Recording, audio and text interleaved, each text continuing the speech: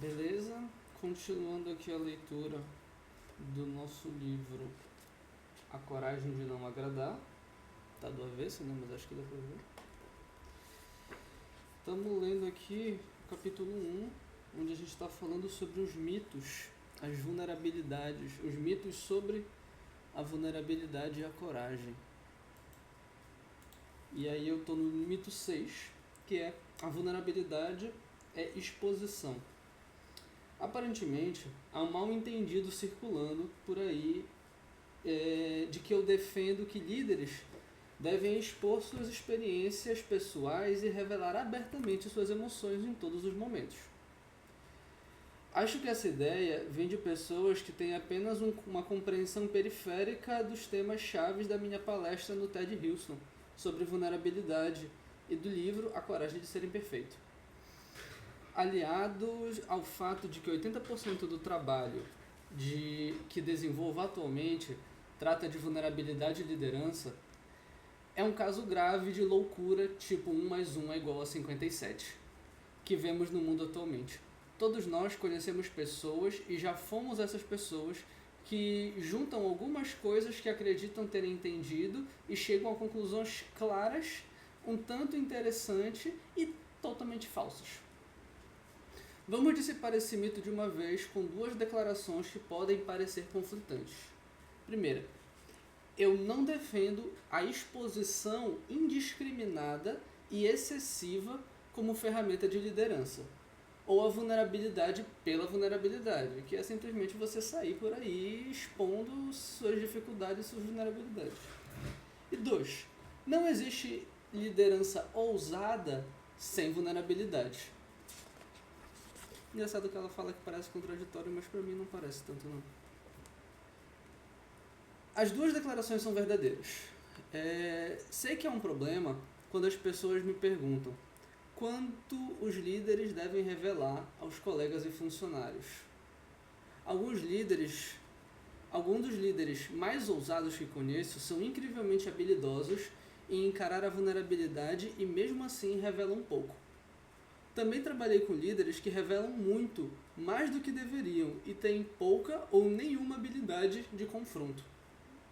Durante um período de mudanças difíceis e incertezas, os líderes ousados podem se sentar com as suas equipes e dizer: essas mudanças estão chegando de maneira intensa e rápida, e sei que há muita ansiedade. Também estou sentindo isso e é difícil trabalhar assim. É difícil não levar essa ansiedade para casa. É difícil não se preocupar. É fácil querer culpar alguém. Revelarei a vocês tudo o que puder sobre as mudanças assim que puder. Quero passar os próximos 45 minutos confrontando a forma como estamos gerenciando as mudanças. Especificamente, o que você acha do apoio que estou oferecendo? Quais as perguntas posso tentar responder? Há alguma história que você tenha escutado e queira conferir comigo? Você tem alguma outra pergunta? Peço a todos que continuem conectados e apoiem uns aos outros durante esse momento de turbulência, para que possamos realmente lidar com o que está acontecendo. Em meio a tudo isso, precisamos continuar produzindo um trabalho no qual nos orgulhemos. Peço que cada um escreva uma coisa que gostaria que todo o grupo fizesse, para que nos sentíssemos bem ao nos abrir e fazer perguntas, e uma coisa que atrapalha esse processo. Esse é um ótimo exemplo de como encarar a vulnerabilidade. O líder lista algumas das emoções não ditas e cria o que chamamos de recipiente seguro, perguntando à equipe do que os integrantes precisam para se sentir abertos e seguros na conversa. Essa é uma das práticas mais fáceis de se implementar, e o retorno do tempo investido é enorme em termos de construção de confiança e de melhoria da qualidade do feedback no diálogo. No entanto, raramente vejo líderes de equipe, projetos e grupos tirarem tempo para fazer isso. O projeto Aristóteles, um estudo sobre equipes altamente produtivas feito ao longo de 5 anos no Google, descobriu que a segurança psicológica, quando os membros da equipe se sentem seguros para assumir riscos e serem vulneráveis na frente dos demais, era, de longe, a mais importante das 5 dinâmicas que definem o sucesso de uma equipe. M. Edmondson, professora de Harvard, da Harvard Business School, cunhou a expressão segurança psicológica em seu livro Teaming. Ela descreve: simplificando, a segurança psicológica torna possível dar um feedback ruim e ter conversas difíceis sem a necessidade de ficar dando voltas para falar a verdade. Em ambientes psicologicamente seguros, as pessoas acreditam que, se elas cometerem um erro, os outros vão puni-la ou pensar mal delas por isso. Também acreditam que os outros não vão ficar ressentidos nem humilhá-las quando elas pedirem ajuda ou informação. Essa convicção ocorre quando as pessoas confiam uma nas outras e se respeitam. E isso gera uma sensação de confiança de que o grupo não vai envergonhar, rejeitar ou punir alguém por se manifestar. Assim, a segurança psicológica é uma convicção dada como certo de como os outros corresponderão quando fizerem uma pergunta, pedir feedback, admitir um erro ou propuser uma ideia possivelmente maluca. A maioria das pessoas sente a necessidade de gerir riscos interpessoais para manter uma boa imagem, sobretudo no trabalho, e mais ainda na presença daqueles que avaliam formalmente. Essa necessidade é tanto instrumental, promoções e recompensas podem depender da impressão que o chefe os tem, quanto socioemocional. Nós apenas preferimos a aprovação e a desaprovação. A segurança psicológica não significa uma situação acolhedora em que as pessoas são necessariamente muito amigas. Não tem nada a ver. Nem sugere a ausência de pressão ou de problemas. Na verdade, se trata de você entender quais são os limites daquele ambiente, de você realmente ter... É mais sobre a segurança da verdade. É você saber que não tem jogos por trás, que ninguém está tentando te passar a perna, que ninguém está tentando te fazer cair, que existe um ambiente onde todos têm um objetivo em comum e mesmo que todos tenham dificuldades, problemas, as pessoas estão ali pelas suas verdades. Em nosso trabalho de construção de recipientes, a equipe revisava todos os itens que os membros anotavam e depois lhe trabalhavam juntos para consolidar e combinar os itens e criar algumas regras básicas. Os itens que costumam aparecer como coisas que atrapalham a segurança psicológica em equipes e em grupos incluem julgamentos, conselhos não solicitados, interrupções e revelações fora da reunião de equipe, os comportamentos que as pessoas precisam de sua equipe ou grupo quase sempre são ouvir, manter-se curioso, ser sincero e manter a confiança. Ouse liderar investindo 20 minutos na construção de segurança psicológica. Quando precisar confrontar algo, deixe clara a sua intenção de gerar segurança e peça ajuda à sua equipe para fazer isso de forma eficaz. Outra coisa que eu adoro nesse exemplo é a forma como o líder é sincero sobre a dificuldade, mantendo a calma enquanto fala na ansiedade e em como ela pode estar evidente, dando às pessoas a oportunidade de fazer perguntas e checar se os boatos são verdadeiros. O que me agrada muito nessa abordagem é uma das minhas ferramentas favoritas de confronto. O que você acha do apoio que estou oferecendo? Essa é uma pergunta muito importante.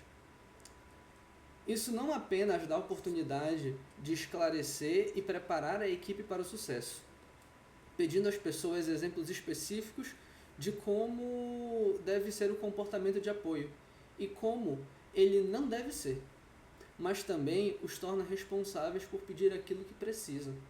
Isso é dar oportunidade para as pessoas falarem o que é melhor para elas, até porque cada um, em tese, sabe o que é melhor para si. Quando você colocar essas perguntas em prática, espere ver as pessoas tendo dificuldade para apresentar exemplos de comportamentos de apoio. Normal. Estamos muito mais acostumados a não pedir exatamente as coisas de que precisamos e depois nos sentir ressentidos ou decepcionados por não as termos recebido. Além disso, a maioria de nós Tenho mais facilidade em dizer como não é um apoio do que em imaginar como ele deve ser. Com o tempo, essa prática funciona como um grande construtor de confiança fundamentada. Falaremos sobre isso, sobre esse conceito mais adiante. Nesse exemplo de confronto, o líder não está revelando demais ou se expondo inadequadamente como um mecanismo para forçar o vínculo ou a confiança com os membros da equipe. Também não há falsa vulnerabilidade. A falsa vulnerabilidade pode ser algo como um líder que diz que os membros da equipe podem fazer perguntas, mas não reserva tempo para criar a segurança psicológica que possibilite isso, ou nunca dá uma pausa na conversa para que outras pessoas falem. É uma pessoa muito incisiva, muito dominante, impositora. O líder do exemplo anterior também não está se esquivando da responsabilidade de entrar em contato com os medos e sentimentos da equipe, revelando demais e tentando receber a simpatia com declarações como: eu também estou desmoronando, eu também não sei o que fazer, eu não sou o inimigo aqui. Basicamente, tenham pena de mim e não esperem que eu seja responsável por liderar durante esse período difícil. Oh meu Deus! Porque eu também estou com medo. A falsa vulnerabilidade não é só ineficaz. Ela gera desconfiança. Não há forma mais rápida de irritar as pessoas do que tentar manipulá-las por meio da vulnerabilidade. Ficar te pagando de vitimista. A vulnerabilidade não é uma ferramenta de marketing pessoal. Não é uma estratégia de revelação excessiva. Encarar a vulnerabilidade é aceitar. Em vez de fugir das situações que nos fazem sentir inseguros, instáveis ou expor emocionalmente. Então, é a gente entender que existem problemas, existem situações que podem nos fazer mal, que podem nos atrapalhar, entender que elas existem e definir medidas de contingências para ela. Não é, oh meu Deus, ó vida, ó céus, ó azar, como a vida é ruim conosco. Vamos nos abraçar e chorar em posição fetal. Devemos sempre deixar nossa intenção bem clara, entender os limites da vulnerabilidade, no contexto de funções de relacionamento e estabelecer limites. Limites é uma palavra traiçoeira, mas adoro a forma como a minha amiga Kelly Ray Roberts a torna simples e poderosa. Ela é artista e há vários anos escreveu em seu blog um post sobre como as pessoas podem e não podem usar seu trabalho protegido por direitos autorais. O post tinha 2 linhas, o que podia e o que não podia. É claro como a água e capturava perfeitamente o que havíamos descoberto nos dados que coletamos sobre a definição eficaz de limites. Hoje ensinamos que estabelecer limites é deixar claro o que é permitido e o que não é permitido, e o porquê.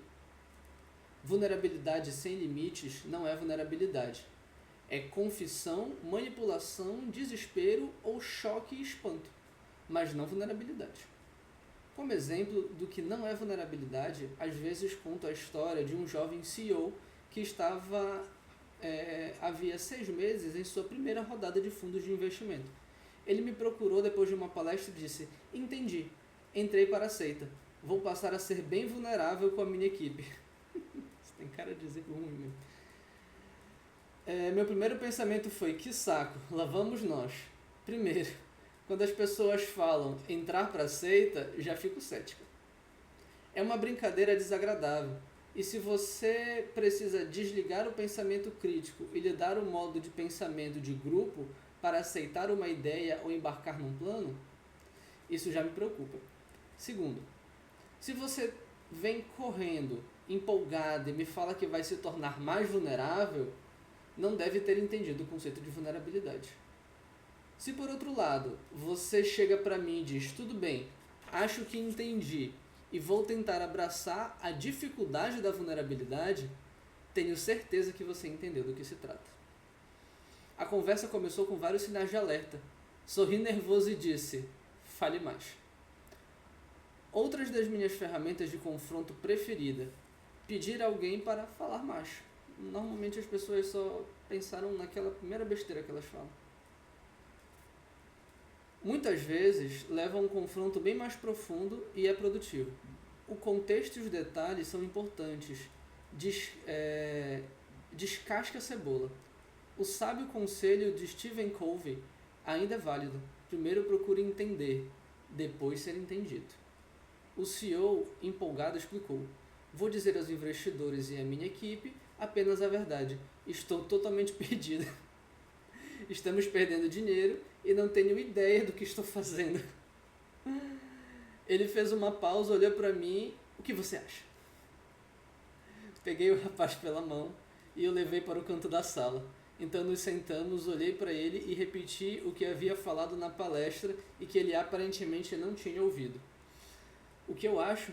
Eu acho que você não vai conseguir mais fundo e vai deixar algumas pessoas apavoradas. Vulnerabilidade sem limites não é vulnerabilidade. Pode ser medo ou ansiedade. Temos que pensar em por que estamos revelando algo e, igualmente importante, para quem. Quais são as funções deles? Qual a nossa fundação? Qual a nossa função? Essa exposição é produtiva e apropriada? Antes de continuar, quando estou contando essa história para um grupo, sempre faço ao público a seguinte pergunta. Provavelmente todos nós concordamos que fazer esse tipo de confissão na frente de seus funcionários e investidores não é inteligente. Mas aí vai uma pergunta para vocês. Se todos aqui tivessem o salário de um ano inteiro investido na empresa desse cara, quantos de vocês estariam torcendo para ele estar sentado diante de alguém dizendo: estou totalmente perdido, estamos perdendo dinheiro e não tenho ideia do que estou fazendo?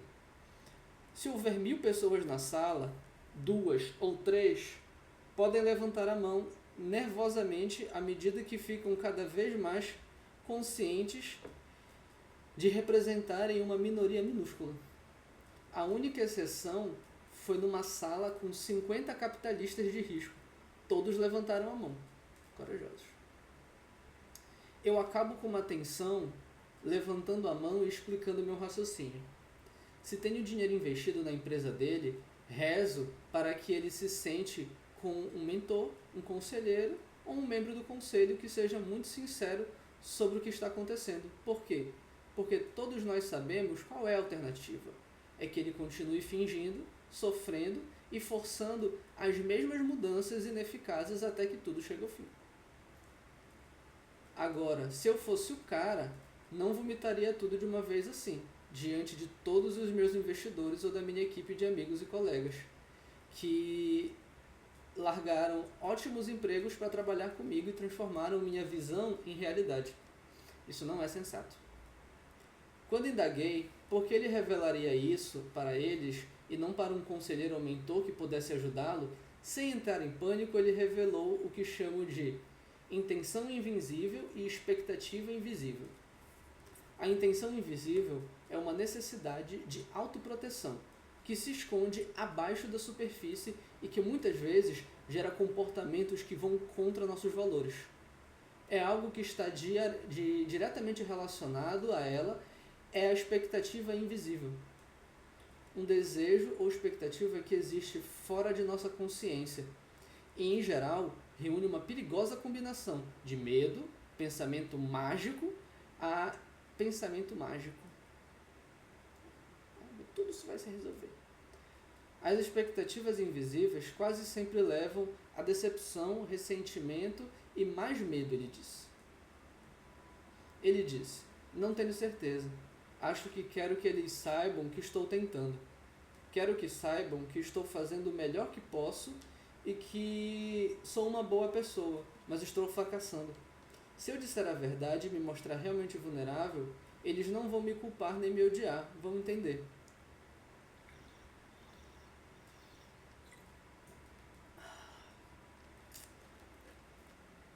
Eu entendo. Intenção invisível. Posso me proteger contra a rejeição, a vergonha, o julgamento e contra as pessoas se afastando de mim e pensando que sou uma pessoa ruim. Expectativa invisível.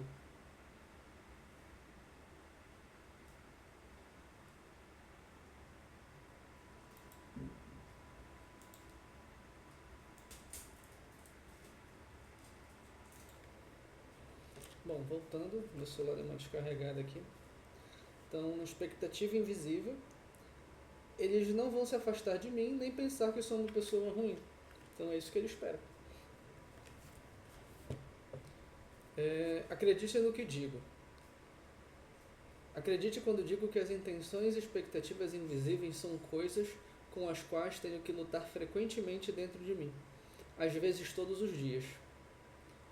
Eu quis gritar esse mesmo tipo de coisa para minha equipe pelos mesmos motivos, mas tenho experiência suficiente para saber que a vulnerabilidade não é uma ferramenta para obter simpatia. Como líder, ele precisa ser sincero com sua equipe e seus investidores. E esse diálogo vulnerável precisa acontecer com alguém que possa ajudá-lo a liderar nesse momento. Se expor somente por se expor, sem compreender o seu próprio papel, reconhecer seus limites profissionais ou deixar suas intenções e expectativas claras, especialmente aquelas que passam despercebidas, é apenas expurgar, desabafar, especular ou 1 milhão de outras coisas que frequentemente são impelidas por necessidades ocultas, normalmente necessidades emocionais. Com certa frequência descubro que pessoas que deturpam meu trabalho sobre vulnerabilidade e o confundem com exposição ou expurgação emocional. Ou fazem isso porque não entendem, ou porque têm tanta resistência à ideia de vulnerabilidade que forçam o conceito até fazê-lo parecer ridículo e fácil de desmerecer. Nos dois casos, se você encontrar uma descrição de vulnerabilidade que não inclua a definição de limites e de uma intenção clara, seja cauteloso. A vulnerabilidade pela vulnerabilidade não é eficaz, útil ou inteligente. Sentir é ser vulnerável. Para aqueles que foram criados com uma dose saudável, ou nem tanto, de engole o choro e faz logo, encarar a vulnerabilidade representa um desafio. Juntos, os mitos que descrevi aqui nos fazem acreditar que a vulnerabilidade é o centro daquelas emoções difíceis que nos esforçamos o tempo todo para evitar. E que dirá discutir, mesmo quando evitá-las traz sofrimento para nós mesmos e para as pessoas ao nosso entorno. Sentimos sentimentos como medo, vergonha, dor, decepção, tristeza, mas vulnerabilidade não é o centro das emoções difíceis. Ela é o cerne de todas as emoções. Sentir é ser vulnerável. Acreditar que a vulnerabilidade é uma fraqueza é acreditar que sentir é uma fraqueza. E quer você goste ou não, nós somos seres emocionais. O que a maioria de nós não consegue entender, e eu levei 1 década de pesquisa para aprender, é que a vulnerabilidade é o berço das emoções e experiências que almejamos. É na vulnerabilidade que nasce o amor, o pertencimento e a alegria. Isso aqui é muito interessante porque se a gente vai, por exemplo, pegar na área da TI, a vulnerabilidade ela é um caminho de acesso que pode ser usado para algum tipo de invasão. E usar a ideia da vulnerabilidade como emoção, como vulnerabilidade a sentir, faz todo sentido até pela questão da neurociência, porque as nossas emoções elas são reflexos, então a gente não controla nossas emoções. A gente recebe inputs do sistema, do ambiente, a gente recebe estímulos e eles vão afetar nossas emoções inadvertidamente, mediante os significados que a gente deu para as coisas. E a gente não tem muito controle sobre isso, então é uma via de acesso. Nós somos realmente vulneráveis, nós temos uma via aberta de acesso às nossas emoções. Então, se alguém entende, por exemplo, de manipulação, de persuasão, de qualquer forma de guiar o nosso processo cognitivo emocional, essa pessoa consegue hackear a gente. Então, quando a gente ter controle, a inteligência emocional, a gente ter esse controle das nossas emoções, não é eu fechar as portas e não me abrir mais às emoções. É, na verdade, eu ter uma verificação das minhas portas de acesso para eu conseguir interpretar o que está acontecendo, quem que está acessando, qual é o estímulo que está afetando as minhas emoções, o que está engatilhando, o que as minhas emoções querem fazer. É você ter atenção àquilo que está acontecendo. É isso que é a vulnerabilidade, é você aceitar. Aceitar que as coisas vão te afetar. As coisas afetam a gente, nós somos afetáveis. Sabemos que a vulnerabilidade é a pedra angular do desenvolvimento da coragem, mas muitas vezes não percebemos que sem a vulnerabilidade não existe criatividade ou inovação. Por quê? Porque não há nada mais incerto do que o processo criativo. E não existe absolutamente nenhuma inovação sem fracasso. Mostre-me uma cultura em que a vulnerabilidade é vista como uma fraqueza e mostrarei a você uma cultura que tem muita dificuldade de desenvolver novas ideias e perspectivas. Adoro a declaração que Amy Poehler deu na websérie Smart Girls, Ask Amy. É muito difícil ter ideias. É muito difícil se expor assim. É muito difícil ser vulnerável. Mas as pessoas que fazem isso são como sonhadores. Os pensadores e os criadores. Eles são as pessoas mágicas do mundo. A capacidade de se adaptar a mudanças, as conversas difíceis, os feedbacks, a resolução de problemas, a tomada de decisões éticas, o reconhecimento, a resiliência e todas as outras habilidades que formam a base da liderança ousada nascem da vulnerabilidade. Privar-nos da vulnerabilidade e da vida emocional por temer um preço alto demais a pagar é se afastar exatamente daquilo que dá propósito e significado à vida. Como lembra o neurocientista Antônio Damasio, não somos necessariamente máquinas de pensar, somos máquinas de sentir que pensam. Na próxima sessão, vamos examinar em detalhes uma das minhas próprias histórias de liderança para entender melhor como o medo e os sentimentos que negligenciamos podem causar grandes problemas. E vamos explorar mais a linguagem, as habilidades, as ferramentas e as práticas do confronto. Então, é interessante até que ela puxou aqui no final essa questão do neurocientista, porque remete ao que eu estava falando. Eu não tinha lido isso aqui ainda, essa parte. Então, nós somos seres emocionais que pensam, até porque se a gente for analisar a evolução do cérebro, o cérebro emocional ele foi criado primeiro. Então a gente teve primeiro o desenvolvimento do límbico e a camada do córtex pré-frontal, que é responsável pela racionalização, foi a última camada a se desenvolver.